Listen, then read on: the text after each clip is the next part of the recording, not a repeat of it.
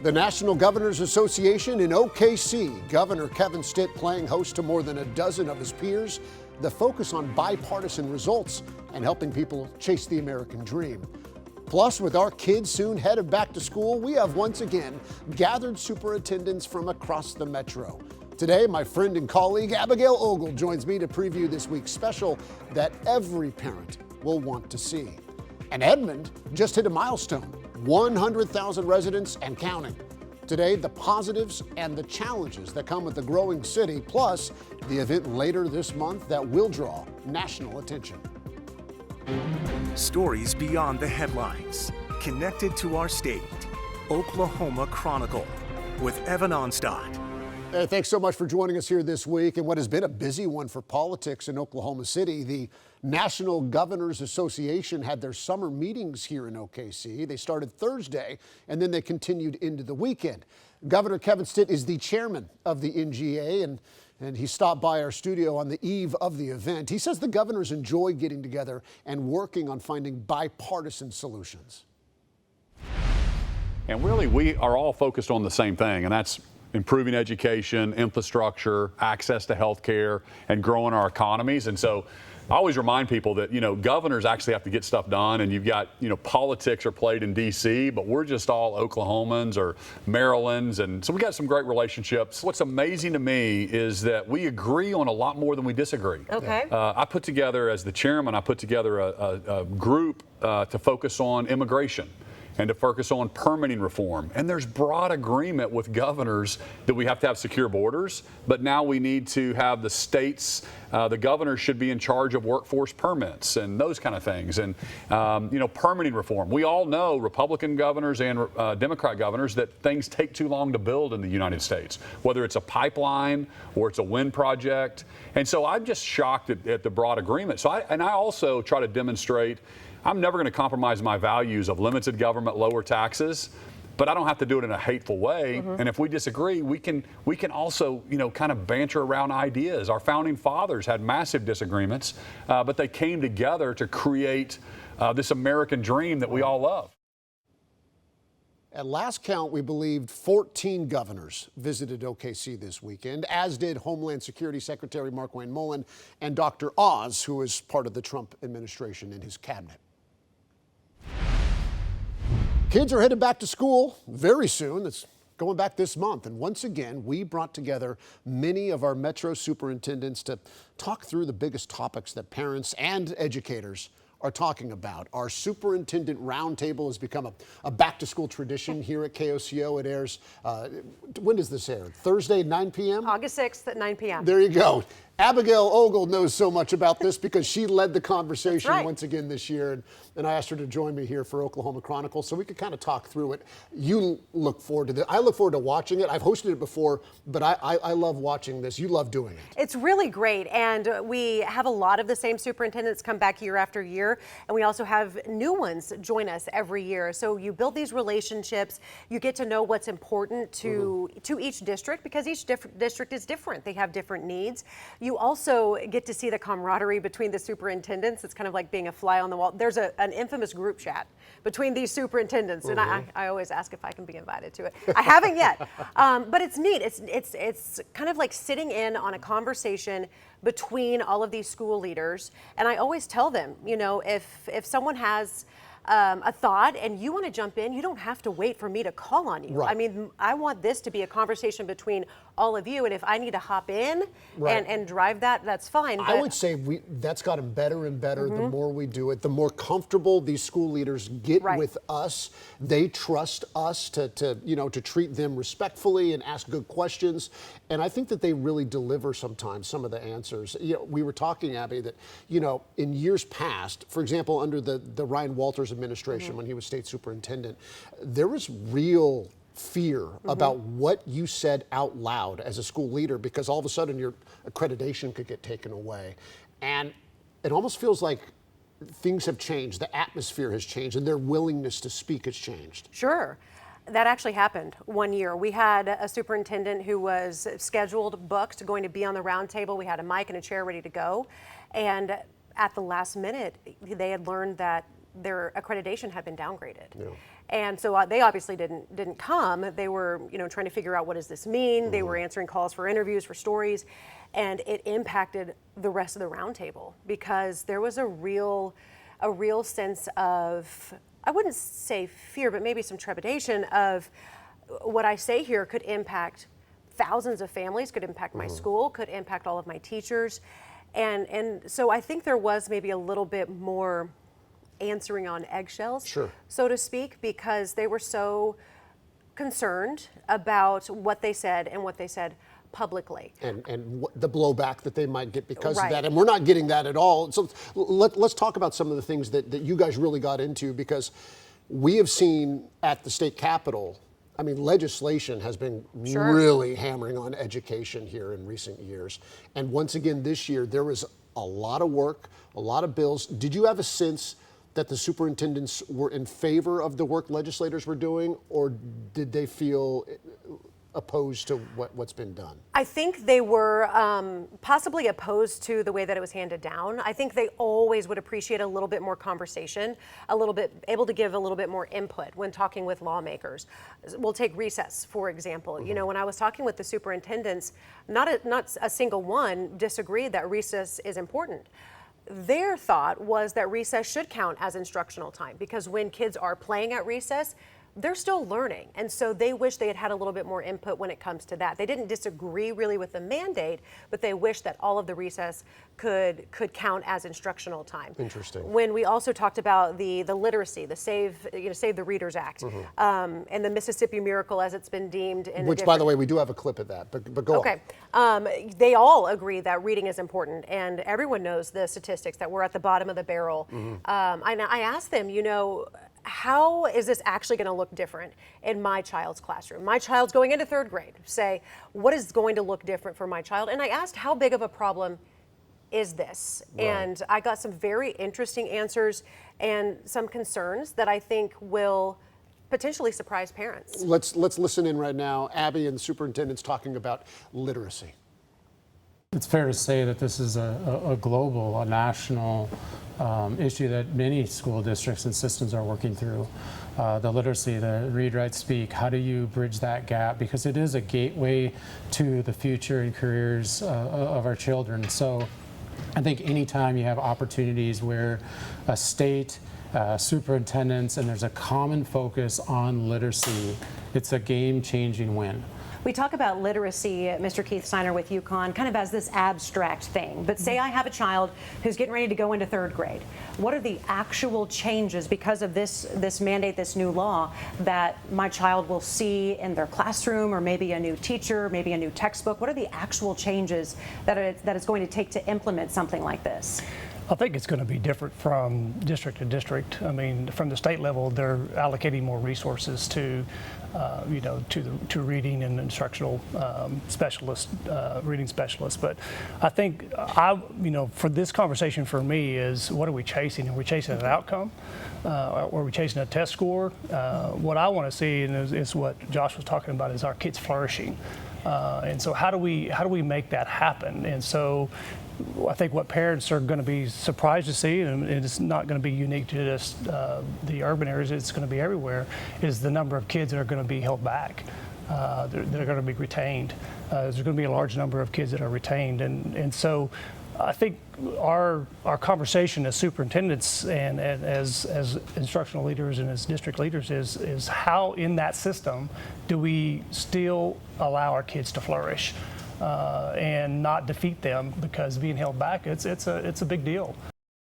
That was the soundbite right there from UConn Public Schools Superintendent Keith Steiner that I thought would surprise a lot of parents, is with these new mandates and with this now new law, that a lot more students are likely going to be retained, repeating third grade because of this new law.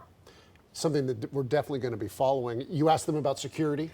We did. We talked about what we all saw at Pauls Valley. A gunman walking into the high school lobby, the high school principal tackling the gunman to the ground, getting shot in the leg in the process. And, they're all, like I mentioned in the group chat, they're all very close. It's a close group of these school leaders. They share concerns, they share wins. And when one district is hurting, they're all hurting. And I asked them, what was going through your mind when you heard well, first we heard shots fired at Pauls Valley High School. We heard Pauls Valley principal's been shot.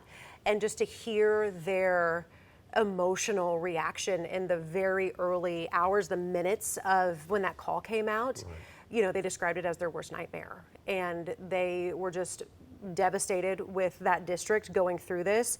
They all called the principal a hero, and they said that that's how superintendents and school leaders view their position, is they put themselves in harm's way if students' lives are on the line. But that was a really an interesting dialogue with those superintendents, because it wasn't their district, but it impacted them personally. Well, I'll tell you what, I mean, you're a parent, you got kids in school, I'm a parent, I have kids in school. I know so many of you are parents as well, or grandparents, and so these things matter. This is a conversation that you're not going to want to miss. Once again, our KOCO Chronicle Superintendent Roundtable airs this Thursday, 9 p.m. It's an hour long. I really encourage everyone to join us and watch it. Of course, we'll have it online as well, but join us on air. I think it's going to be wonderful. Abby, you do a great job with it. Thank you. And you do a great job talking through it right here. So thanks so much for being with us. I didn't really have a choice, but No, I was right forced there. her. And no, I was happy to, I was glad I got to come on and talk about it. My Chronicle debut. And we appreciate it, Abby. Hey, still to come after this, the city of Edmond can now say it's home to more than 100,000 people. And with growth comes opportunity and challenges. We're going to take a look at both of those after the break. Edmond hit a milestone this year, passing the 100,000 population mark, making it the third city in the metro to move into 6 digits. Norman and, of course, OKC, the other two. And everywhere you look in Edmond, from road construction to new parks, new amenities, new schools, new restaurants, new bars, even a new water treatment center, and yes, higher water bills. Everywhere you look, there is evidence of the city's growth. Edmond Mayor Mark Nash joining us here on a panel along with Mike Knopp, the founder of Riversport OKC. He's going to tell us about this awesome event that they have coming up here pretty soon in Edmond. But thank you, gentlemen, for being here. We appreciate it. It's no small thing passing 100,000. No, it's not. It's not. It's a major feat, and we've been talking about it as we've been coming up to that milestone. Right. And now that it's here, we've got to make sure that we can continue to handle our responsibilities as a city, and that we can continue to grow at a reasonable rate. All right. When you say a reasonable rate, because I think it is a lot of times, just listening to your city council meetings and the way that you speak about this, you're really trying to find a Goldilocks zone, aren't you? Where you're trying to keep Edmond, whatever that is, but also progress at the same time? Yeah, we are. It's about controlled growth. If we just open the gates and say, home builders, do what you want, we're going to be in trouble, because we can't keep up with public safety. We can't keep up with road construction. We can't get the water treatment plant ahead of the growth. So what we've said is we're going to step back, slow it down a little bit, and make sure that the retail growth, the economic development can help us grow the revenues so that we can do what we need to do to keep this on track. Well, right before we got on air, I was telling you, I drove through Danforth and Kelly. I think the day the road construction opened up and the intersection was back open again, and that felt nice, because I know that was a big thing in the city. Yeah, If you live in Edmond, you know what I'm talking about. That's right. There are so many people that are thrilled that intersection's open again. Yeah. And now it's, okay, what's next? What's the biggest challenge when it comes to handling a city that is growing like Edmond is, and a sizable city at that? It's being able to pay for the city services to stay ahead of that growth. If you don't have the revenue, you're going to get behind, and that means road construction fails. And we've been behind the 8 ball on road construction for over a decade. And so as we look at it today, it's let's clean up the finances of the city so that we can tell exactly how much money we have, so we can focus on roads and economic development. Well, I want to talk more about economic development, some of the other things that you're excited about in Edmond. But Mike, let's bring you into this, because one thing that is happening later this month, I believe the 28th and 29th of August, is this Route 66 Beach Festival. And you, the paddle sport guru, the guy here in the metro that we turn to, you guys are a real big part of this with some really fun things going on. Yeah, I'm really excited about this. You know, through the past 20 years, we've always tried to bring new ideas to these very traditional Olympic sports. Innovated with rowing, first night racing events ever in the history. And in some ways I found this opportunity because this beach sprints is going to be a new Olympic sport for LA 28. All right, let's stop right there. You're saying there is a new Olympic sport that's coming out in 2 years. It's going to be in Los Angeles. It won't be competed here in Long Beach. But we're going to be previewing that at Arcadia Lake? We are going to be previewing that. We wanted to be in front on this. And we'll be the first major festival that showcases this event. And a lot of people are thinking, Oklahoma, a beach festival? And I thought, well, why not? It's like we built a whitewater facility that landed us, ultimately a World Championships, which we had last week, and now the Olympics coming up. And so to me, it made logical sense. It's on Route 66, which is the road to LA, so there's a connection there. We've got the Centennial, of course, and we have America 250, and this happens to be a 250-meter event. So no kidding. Yeah. So walk us through, because I like to think that I keep my finger on the pulse of Olympic sports and all that stuff. I'd never heard of beach sprints. I don't have video to show our viewers. So can you paint a picture for us?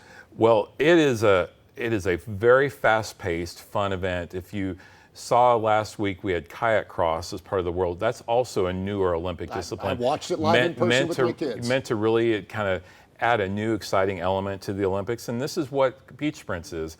It's a rowing discipline. Rowing hasn't changed in over 100 years. I mean, it's like one of the most traditional sports. You go from going in a straight line to starting on the beach, running through the sand, jumping in a boat, rowing through the waves, going around buoys, doing a hairpin turn, rowing back, jumping back out of the boat, sprinting to the finish line, and diving into a button that you have to hit. So, and you're doing this side by side with another competitor. So we're like, it's super fun to watch. Is this team based? Is it 1v1? It's 1v1, or it's 2x2. There's doubles. So they have actually mixed doubles, and we'll be doing both at the end of August. We're also innovating, and we're going to add what we call Le Mans style dragon boating, which has never been done, and that's like taking the dragon boat. So we have a much easier access point for people who want to try this. They run through the sand, jump in the dragon boat, and go. And so we're doing a lot of fun and unique things. And the greatest thing about it is the mayor knows is that we can anybody can do this. Anyone can try it. We're going to have a clinic.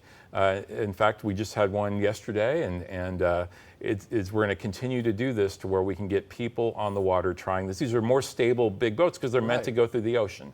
And this is super fun. And you were telling me, because you mentioned these competitors in beach sprint have to paddle through the waves. Yeah. Arcadia Lake isn't necessarily known for its surf conditions. It's funny. The past 20 years, I've been trying to do everything I can to create a venue in downtown Oklahoma City to try to have calmer water with the protected water and all. Right. We've really emphasized that because of our Oklahoma wind. And now we're like, bring it on. Let's have as many big waves as we can. So we've partnered with Wilson Water Sports, and we're going to bring out the big wake surf boats and create a wake for these athletes to compete in. But also just the other fun thing is you can come down with your family and be able to experience a lake with some waves and be able to just hang out in the water while watching the race and listening to the music. We're going to have like a beach party, essentially, is what we're doing. And this is a free festival, as I understand it. There's like a $10 parking fee to go out there to Arcadia Lake. But really, this is a chance to get out with your families. And if it's a hot day, you'll be near the water. You'll and a chance to even in the water. And we're going to have the classic beach sounds. We are actually the people that invented the surf sound, the Jan and Dean Beach Party, will be playing on Saturday. We're going to have a lot of other live music. This is very Route 66. Very Route, yeah. Mayor, how has that played in this year? Because Edmond, I know they're really trying to boost the people that come through. Downtown's looking great. What is the Route 66 Centennial doing? It has been amazing, the number of people that have come through Edmond on their Route 66 pilgrimage, if you will. This past week, we installed a new commemorative marker in Fink Park right there on Route 66 across from University of Central Oklahoma. State of Oklahoma did grant money for 42 of these throughout the route from Miami all the way out to the Texas border. And we see people coming into town, they're stopping, they're taking pictures. They venture into downtown so they can get pictures with the murals, and then they wind up eating, spending a little money in our city. Of course, they have to stop at the Blue Hippo there on Broadway and get a picture there. Yeah. It's been interesting to see how many people from not just from Oklahoma or from around the U.S., but we're talking, there's a lot of Europeans that have been coming through. Can you give me the latest on what we're going to see with the Uncommon Grounds Park? Where are we in that project now? The park is scheduled to open in November of 2027. Okay. We're going to have a preview in November of this year for selected people, donors, I believe, is what the target is, to actually go up in the Eagle's Nest, which is an observation tower on the north side of the park, to be able to look out and see what's going on around. How do you see that park kind of fitting in with what you guys are trying to do in Edmond? Oh, I mean, if you think about what has happened in Tulsa with the Gathering Place, and then you look at what we're doing, because it's not just going to have playgrounds, it's not just going to have a dog park, it's going to have a venue, bandstand, couple of restaurants. On the south side of it, there'll be at least 3 restaurants that'll be on 2nd Street. It becomes that outdoor art museum. Only, guess what? You can walk it, you can spend time in the park. We're planning on having all kinds of different events in there. It becomes an integral part of not just the city, but of that Route 66 journey. Well, gentlemen, we appreciate you being here. It sounds like a great event coming again later this month, the 28th and 29th out at Arcadia Lake. Mayor Mark Nash, Mike Knopp, thanks so much for being with us here on Oklahoma Chronicle. We appreciate it. Thank you. Thank you. Absolutely. Coming up right after this, college students getting together to help Oklahoma veterans. How they put their skills to the test. That is next in Our Oklahoma. On this week's Our Oklahoma, a shout out to University of Oklahoma students that stepped up to help local veterans. They had a partnership with the university and the State Department of Veterans Affairs. These students basically developed new designs on how to better improve these veterans' homes. They wanted to improve the way in how they could live. This was in Ardmore, Claremore, Sulphur. It took place over the course of a year. They did a lot. Students made sure to get to know the veterans they were helping. That's Our Oklahoma. Have a great week.